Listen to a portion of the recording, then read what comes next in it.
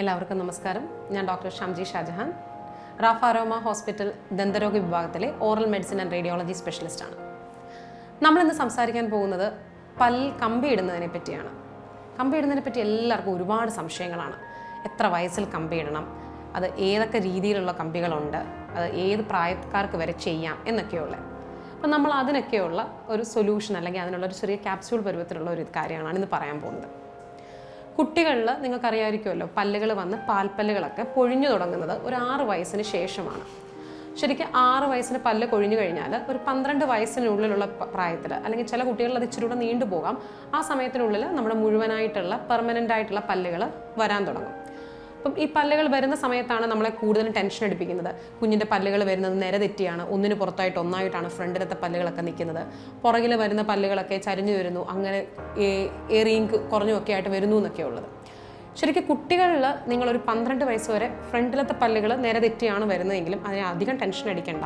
ആ ഒരു പീരീഡിനെ നമ്മൾ അഗ്ലി ഡക്ലിംഗ് സ്റ്റേജ് എന്നാണ് പറയുന്നത്. അതായത് നിങ്ങളുടെ കോമ്പല്ല്, കുഞ്ഞുങ്ങളിൽ പാൽപ്പല്ല് കൊഴിഞ്ഞതിന് ശേഷം പുതുതായിട്ട് വരുന്ന പെർമനൻ്റ് ആയിട്ടുള്ള പല്ല്, ആ കോമ്പല്ല് വരുമ്പം ആ കോമ്പല്ല് കുറച്ച് കൂടുതലായിട്ടുള്ള ഫോഴ്സ് ആ നടുക്ക് നിൽക്കുന്ന പല്ലുകളെ, നമ്മളതിനെ ഇൻസൈസേഴ്സ് എന്ന് വിളിക്കും, ആ പല്ലുകളുടെ വേരിലേക്ക് കൊടുക്കുമ്പം ആ പല്ലുകൾ കുറച്ച് അകലിച്ചയിലേക്ക് പോകുന്നതാണ്. അപ്പം അതിന് നമുക്ക് ചെയ്യാൻ പറ്റുന്നതെന്ന് പറഞ്ഞു കഴിഞ്ഞാൽ അത് തന്നെ ഈ കോമ്പല്ല് വന്നു കഴിയുമ്പോൾ കറക്റ്റ് ആവുന്ന ഒരു സ്റ്റേജാണ്. എന്നാൽ ചില കുഞ്ഞുങ്ങളിൽ അത് എല്ലിൻ്റെ വളർച്ച കാരണം നമുക്ക് മുഖത്ത് ഒരു അഭംഗിയായിട്ട് എല്ലുന്തിയതായിട്ട് തോന്നും. ചിലപ്പോൾ അത് മുകളിലത്തെ എല്ല് പുറത്തേക്ക് തള്ളി നിൽക്കുന്നതായിട്ടോ അല്ലെങ്കിൽ താഴത്തെ കീഴ്ത്താടിയുടെ എല്ല് നീണ്ടു നിൽക്കുന്നതായിട്ടോ ഒക്കെ ഫീൽ ചെയ്യലുണ്ട്. അപ്പം അത് കണ്ടു കഴിഞ്ഞാൽ നമുക്ക് അതിന് ഒരു 9 വയസ്സ് ഒരു സമയത്തൊക്കെ നമ്മൾ ഒരു ഡെൻറ്റിസ്റ്റിനെ കാണിച്ചു കഴിഞ്ഞാൽ പല്ലിൽ കമ്പി ഇടുന്ന പ്രത്യേക സ്പെഷ്യാലിറ്റിയാണ് ഓർത്തഡോണ്ടിസ്റ്റ് എന്ന് പറയും. അവരത് നോക്കിയതിന് ശേഷം എല്ലിൻ്റെ വളർച്ചയെ നമുക്ക് തടയുന്ന അല്ലെങ്കിൽ അതിനെ നമുക്ക് ആവശ്യമുള്ള രീതിയിലേക്ക് ചേഞ്ച് ചെയ്യാൻ പറ്റുന്ന പ്രത്യേക തരത്തിലുള്ള ഓർത്തോപീഡിക് അപ്ലയൻസുകളുണ്ട്. അതായത് നിങ്ങൾ head gear, face mask, chin cup എന്നൊക്കെ പറയും.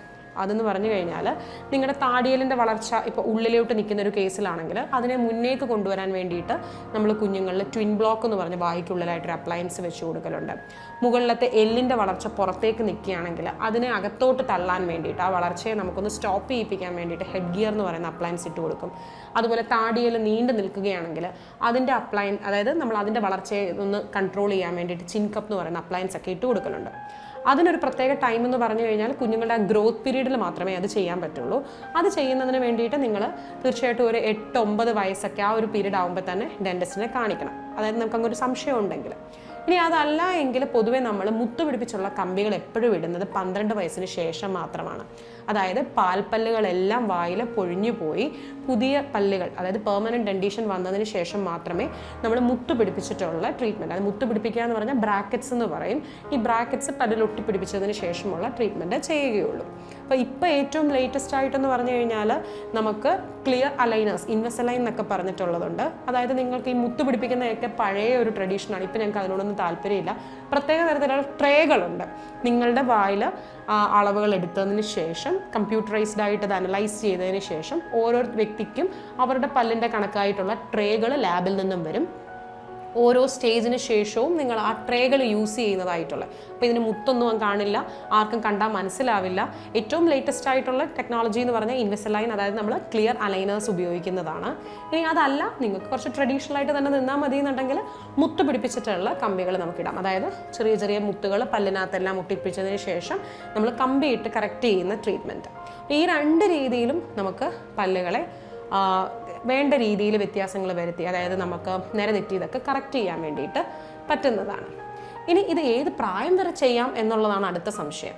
നിങ്ങളുടെ എല്ലിന് നല്ല സപ്പോർട്ട് ഉണ്ടെങ്കിൽ, നമ്മൾ പൊതുവേ അതിന് 2 തരത്തിലുള്ള എക്സ്റേകളാണ് എടുക്കുന്നത്. എല്ലിൻ്റെ ഇത് അസസ് ചെയ്യാൻ വേണ്ടിയിട്ട് OPG എന്ന് പറഞ്ഞ് മുഴുവൻ പല്ലും കൂടെ കാണുന്ന എക്സ്റേ എടുക്കും.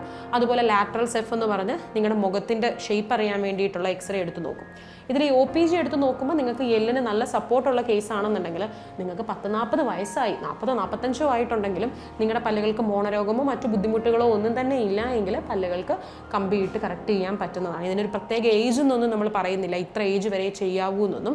അപ്പോൾ നിങ്ങൾക്ക് ആർക്കെങ്കിലും പല്ലിൽ കമ്പിയിട്ട് കറക്റ്റ് ചെയ്യണം, അതായത് നിരതെറ്റിയുള്ള പല്ലുകളെ കമ്പിയിട്ട് കറക്റ്റ് ചെയ്യണം എന്നുണ്ടെങ്കിൽ ഒരു ഓർത്തഡോണ്ടിസ്റ്റിൻ്റെയോ അല്ലെങ്കിൽ സമീപത്തുള്ളൊരു ക്ലിനിക്കോ അല്ലെങ്കിൽ ഹോസ്പിറ്റലിലേക്കോ നിങ്ങൾക്ക് വിസിറ്റ് ചെയ്ത് പെട്ടെന്ന് തന്നെ അതിനുള്ള ട്രീറ്റ്മെൻറ്റുകൾ എടുക്കാൻ പറ്റും. ഞാനിപ്പോൾ പറഞ്ഞ രീതിയിൽ 2 രീതിയിലുള്ള ട്രീറ്റ്മെൻറ്റുകളും ചെയ്യാൻ പറ്റുന്നതാണ്. എല്ലാവർക്കും നല്ലൊരു ദിനം ആശംസിക്കുന്നു. നന്ദി, നമസ്കാരം.